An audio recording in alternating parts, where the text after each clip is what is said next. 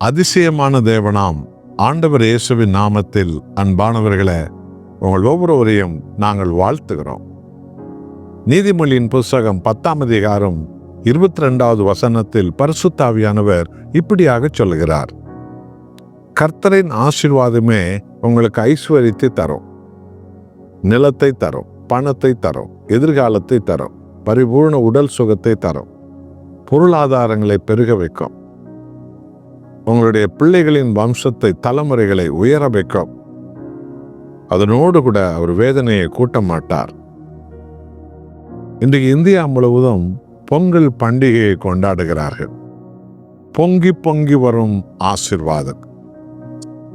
2500 ஆண்டுகளுக்கு முன்பு இந்தியாவுக்கு யூதர்கள் வந்தபோது அந்த யூதர்கள் தான் வாரங்களின் பண்டிகையை கொண்டாடினார்கள்.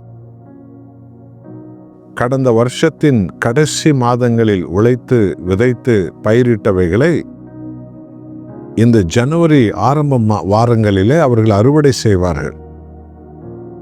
அறுவடை செய்ததையெல்லாம் தேவாதி தேவனுக்கு நன்றி சொல்லும்படியாக அவர்கள் அறுவடை செய்த எல்லா அறுவடை பொருட்களை தேவ சமூகத்தில் வைத்து சபைகளுக்கு கொண்டு வந்து வைத்து தேவனுக்கு நன்றி ஏறெடுப்பார்கள்.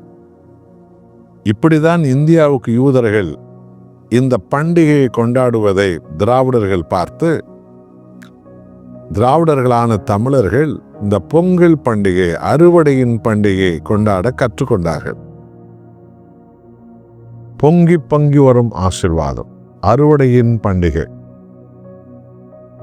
என் அன்பானவர்களை, யூதர்கள் உலகமெல்லாம் சென்ற இடத்திலெல்லாம் எல்லா நாடுகளிலும் இந்த அறுவடை பண்டிகையை கொண்டாடுகிறார்கள்.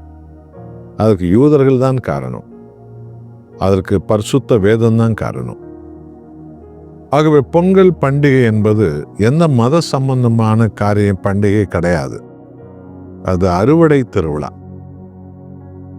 வருஷமெல்லாம் அறுவடை செய்தோம், அதற்கு நன்றி சொல்லும் ஒரு விழா. இதுதான் அந்த பொங்கல் பண்டிகை. ஆகவே ஆண்டவராக இயேசு கிறிஸ்துவின் ஆசீர்வாதங்களை பெற்ற ஜனங்கள் அனுதினமும் பொங்கல் பண்டிகை நாம் கொண்டாட அழைக்கப்பட்டிருக்கிறோம். ஏன்னா நமது வாழ்க்கையில அறுவடை பெருக வைக்கிறவர் நம்முடைய தேவன். பொங்கி பொங்கி வரும் சந்தோஷத்தை தருகிறவர். கர்த்தருடைய ஆசீர்வாதம் உங்களுக்கு ஐஸ்வர்யத்தை தரும். அதான் பொங்கல். அதனோடு வேதனை கூட்ட மாட்டார். அப்போ சர்வ வல்லமுள்ள கர்த்தரிடத்திலிருந்து ஆசீர்வாதத்தை அனுதினமும் பெறுவதில் நான் வாஞ்ச உள்ளவர்களாக இருக்கணும். என்னை ஆசீர்வதிங்க அப்பா, பரலோக பிதாவே என்னை ஆசீர்வதிங்க, என் மனைவி பிள்ளைகளை ஆசீர்வதிங்க, என் சபையை ஆசீர்வதிங்க, ஜனங்களை ஆசீர்வதிங்க, எங்கள் ஊரை ஆசீர்வதிங்க, எங்கள் தேசத்தை ரட்சிங்க, ஆசீர்வதிங்க. வெறும் ஆசீர்வாதம் வேணாம். இந்தியாவுக்கு இந்திய தலைவர்களாக ரட்சிக்கப்படணும். இந்தியாவில் 145 கோடி பேர் முதல்ல ரட்சிக்கப்படணும். அப்புறம் தான் இருக்கிற ஆசீர்வாதத்தை அவங்க பயன்படுத்தணும். ரட்சிக்கப்படாமல் போனதுனால ஆசீர்வாதங்களெல்லாம் அவலமாய் மாற்றுகிறார்கள். ஏமாற்றுவதற்கு, திருடுவதற்கு, கொள்ளையடிப்பதற்கு, மோசம் பண்ணுவதற்கு மாற்றுகிறார்கள். இவங்கெல்லாம் ரட்சிக்கப்படணும்.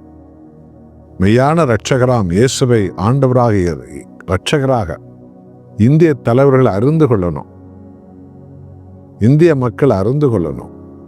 அப்போது பொங்கி வரும் பொங்கல் பண்டிகையாக ஆசீர்வாதங்கள் மாறும்.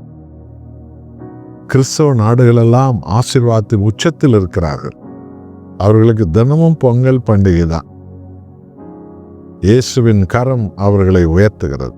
அதுபோல நமக்கும் அது நிறைவேற வேண்டும். பொங்கி வரும் ஆசீர்வாதம், பொங்கல் பண்டிகை, கர்த்தாதி கர்த்தருக்கு நன்றி சொல்லும் பண்டிகை. நன்றி சொல்லி ஜெபிப்போமா? நல்ல ஆண்டவரே, உம்முடைய ஆசீர்வாதம் தான் எங்களுக்கு பொங்கி வரும் பொங்கல் பண்டிகையாக மாறுகிறது. உமக்கு கோடி நன்றி. நீ தரும் ஆசீர்வாதங்கள் ஐஸ்வர்யத்தை பெருக வைக்கிறது. அதுல ரட்சிப்பு இருக்கிறது, மகிழ்ச்சி இருக்கிறது, சுகம் இருக்கிறது, ஆனந்தம் இருக்கிறது, சமாதானம் இருக்கிறது, சௌக்கியம் இருக்கிறது. அதுல மிகுந்த ரட்சிப்பின் குடும்பங்களாக, ஜனங்களாக, சபைகளாக நாங்கள் மாறுகிறோம். அதனோடு கூட நீர் ஒருபோது வேதனையை இணைப்பதில்லை. இப்படி பரலோகத்தின் பொங்கல் பண்டிகை இந்தியா முழுவதும் கர்த்தர் ஊற்றுவீராக. இயேசுவின் நாமத்தில் பிதாவே, ஆமென்.